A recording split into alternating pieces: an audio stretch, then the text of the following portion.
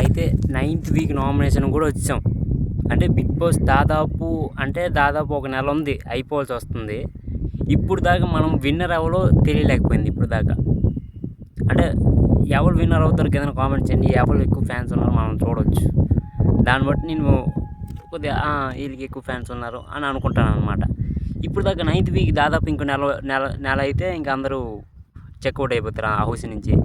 కాబట్టి ఇప్పుడు దాకా ఎవరు విన్నర్ అవుతారు ఏంటి అనేది ఇప్పుడు దాకా నాకు తెలియదు. ఒక్క సుమన్ శెట్టి అన్న ఎక్కడో టాప్ 5లో, టాప్ 2లో, టాప్ 3లో ఉంటాడు అనిపిస్తుంది. దాని తర్వాత ఇమాన్యుయల్ అనిపిస్తుంది. కాకపోతే ఇమాన్యుయల్ అక్కడ నామినేషన్లో వస్తే కదా.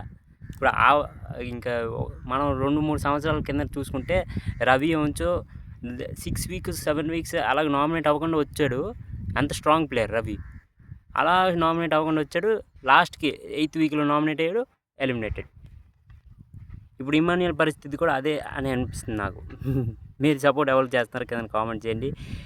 నాకు తెలిసి ఈ సీజన్ తనుజ కానీ, సుమన్ శెట్టి అన్న కానీ, ఇంకెవరు అంతే వీళ్ళిద్దరూ. ఇంకా ఇమాన్యుయల్ నామినేట్ అయితేనే ఇమాన్యుయల్ గురించి ఏదో చెప్పగలను. నామినేషన్లో లేడు ఇన్ని రోజులు, ఇంకేం చెప్పలేము ఇమాన్యుయల్ గురించి.